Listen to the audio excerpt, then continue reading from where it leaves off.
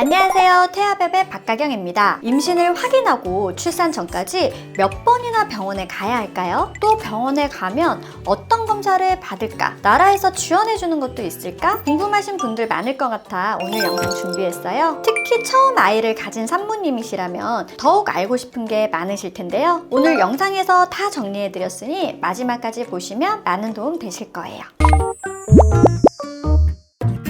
임신 후 병원은 언제 가게 될까요? 산모님께서 병원에 가실 때마다 혈압, 몸무게를 체크하실 거고요. 초음파로 태아의 크기, 양수량, 태반 위치 등을 확인합니다. 12주 전까지는 2, 3주에 한 번, 12주에서 18주는 한 달에 한 번, 28주에서 36주는 2주마다 한 번, 37주 이후는 매 주마다 방문하실 텐데요. 만약 병원 갈 날짜가 아닌데 질출혈이 생긴다든지 태동이 너무 줄거나 맑은 물이 흐르거나 배가 계속 아프다면 바로 병원에 방문을 해주셔야 되세요. 그럼 주수별로 어떤 검사를 진행하게 될까요? 임신 12주 전까지는 2, 3주마다 한 번씩 방문하는데 임신 초기에는 배 초음파는 잘 안 보인다고 해서 최대 10주에서 12주까지는 질 초음파로 보실 거예요. 초기에 초음파를 본 이유는 아기 집을 확인하려는 이유가 크지만 난소나 자궁의 혹이나 자궁 기형 여부 등을 판단하고요. 자궁 경부암 검사와 자궁근 검사도 같이 진행하세요. 만약 처음 방문하셨다면 다음 방문 때 산전검사 결과지를 가져오라고 하실 텐데 산전검사 전에 임신을 해서 검사 결과지가 없으시다면 당일 검사를 하거나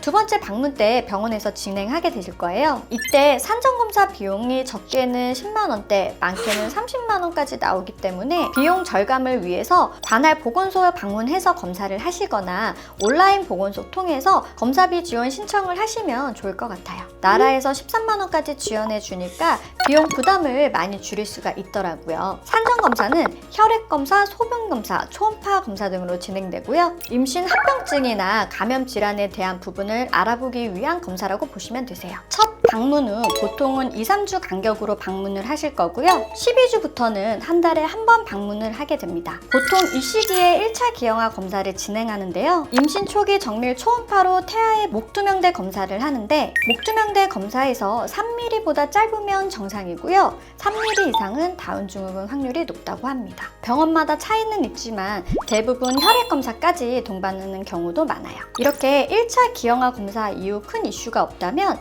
16주에서 18주 사이에 2차 기형아 검사가 진행됩니다. 이때 혈액검사로 다운증후군, 에드워드 증후군, 신경관 결손증을 판단하는 검사를 하는데 여기에서 고위험군이라는 검사 결과가 나오면 추가로 양수 검사 또는 니프티 검사를 할 수 있습니다. 20주부터 22주차 때 2차 정밀 초음파 검사를 하고요.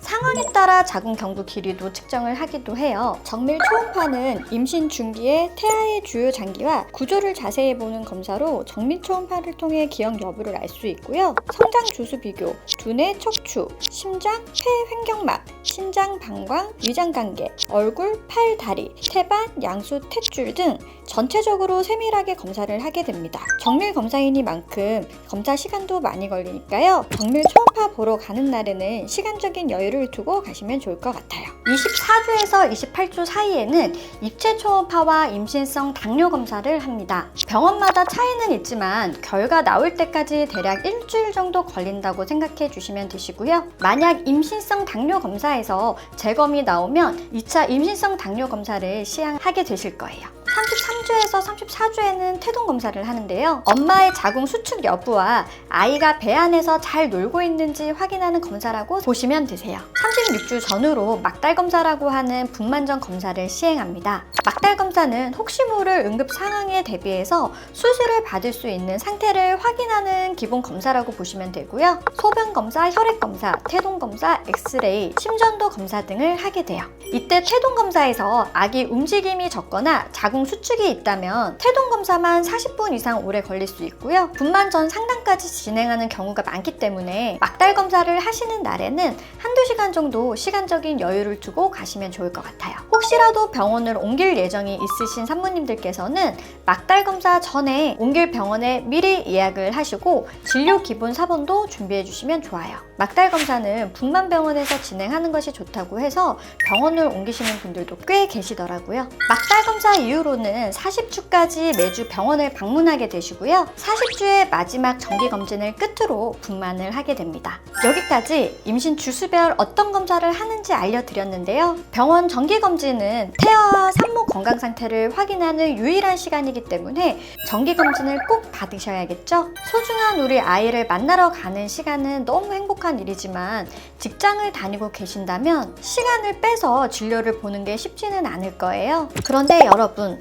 나라에서 지원하는 태아 검진 휴가가 있다는 사실 알고 계셨나요? 근로기준법 제74조 2 모자보건법 제10조에 따른 임산부 정기 건강 진단을 받는데 필요한 시간을 유급으로 사용할 수 있는 제도가 있습니다. 28주까지는 4주에 한 번, 29주에서 36주는 2주에 한 번, 37주 이후는 1주에 한 번 유급 휴가를 받을 수가 있어요. 또 35세 이상, 다태아, 고위험 임신인 경우 건강진단 횟수를 넘어도 지원이 된다고 하니까요. 인사팀에 태아 정기검진 휴가에 대해 문의를 해보시고 꼭 챙기시면 좋을 것 같아요. 자, 여기까지 오늘의 임신 주수별 검사 내용과 병원 내원 주기에 대해 얘기를 해보았는데요. 오늘 영상이 도움이 되셨다면 구독과 좋아요 부탁드릴게요.